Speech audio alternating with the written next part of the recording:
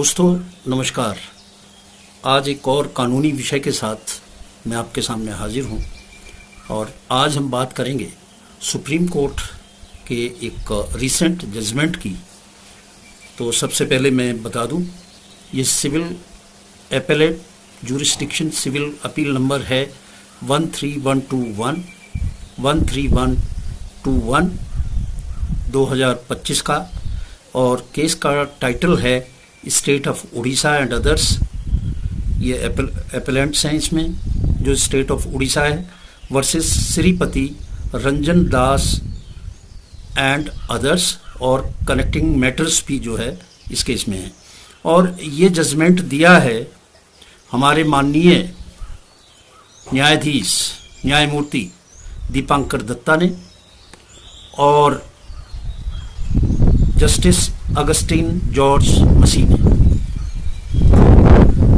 ये मई 18 को जजमेंट दिया था और इसमें जो गवर्नमेंट एम्प्लॉइज़ थे उनको सुप्रीम हाई कोर्ट ने, जो उड़ीसा का हाई कोर्ट है, उसने कोई ऑर्डर किया। उस ऑर्डर के खिलाफ जो उड़ीसा सरकार है वो सुप्रीम कोर्ट में गई और वहाँ पे सुप्रीम कोर्ट में ये ऑर्डर डिस्कस हुआ। तो इसमें जो था ये सर्विस मैटर है, इसमें प्रमोशन का मैटर है। इसमें जो है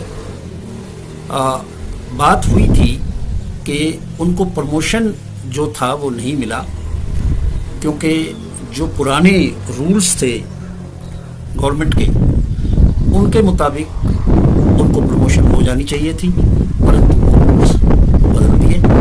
और उनका दावा था कि जिस वक्त ये रूल्स बदले गए उससे पहले जिस पोस्ट पे वो प्रमोशन चाह रहे हैं वो पोस्ट की वैकेंसी उपलब्ध हो गई थी, इसलिए जब वो वैकेंसी निकली तो पुराने रूल ही उस पर लागू होते हैं। ये मोटे तौर पे मैंने बताया, अब हम इसे डिटेल में कहते हैं।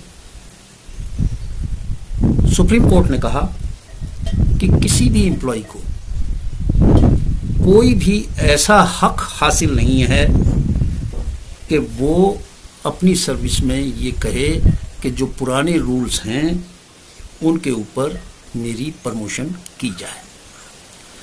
ये स्पष्ट जो है सुप्रीम कोर्ट ने कहा, और सरकार जो है वो कॉम्पिटेंट है रूल्स को बदलने के लिए। वो सरकार वो रूल्स बदल सकती है जब चाहे, ये उसका नीतिगत फैसला है। तो इसमें जो हुआ वो ये कि उन्होंने कहा कि साहब जब पुराना नियम लागू था उस दौरान ये वैकेंसी उत्पन्न हुई, तो जो हम लोग थे वो जूनियर लेवल पे थे ट्रांसपोर्ट डिपार्टमेंट में, तो हमें उस पद पे जो है उस पे पदोन्नत किया जाए।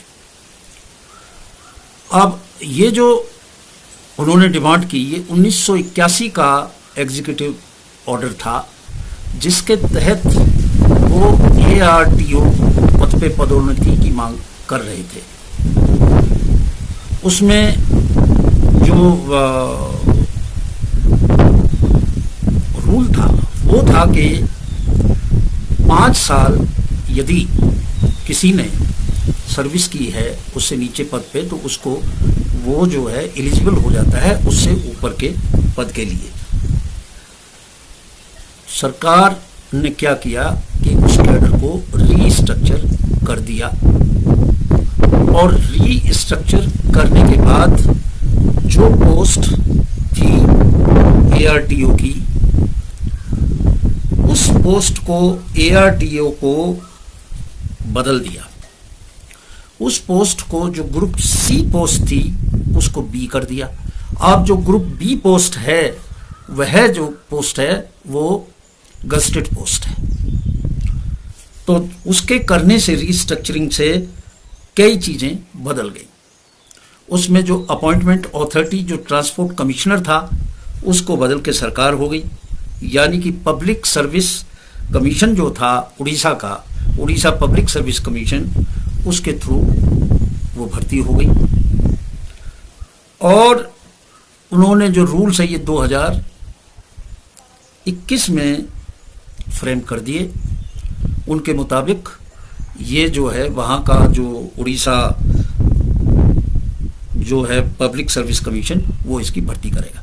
पहले जो ये पोस्ट थी ARTO की, ये प्रमोशन पोस्ट थी, उसको बदल के सिलेक्शन पोस्ट कर दिया।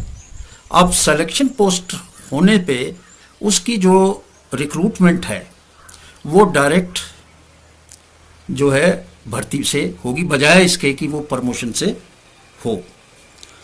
जो कोर्ट ने कहा कि ये सारे रूल्स जो हैं, रिक्रूटमेंट रूल्स, प्रमोशन रूल्स, बदलने का अख्तियार जो है वो उड़ीसा सरकार को है।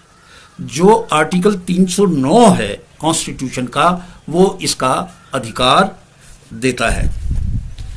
तो हाई कोर्ट में इससे पहले जब ये गए तो हाई कोर्ट ने ऑर्डर इन कर्मचारियों के पक्ष में किया था और उसने कहा था कि कोई भी भर्ती इस पोस्ट पे ना की जाए।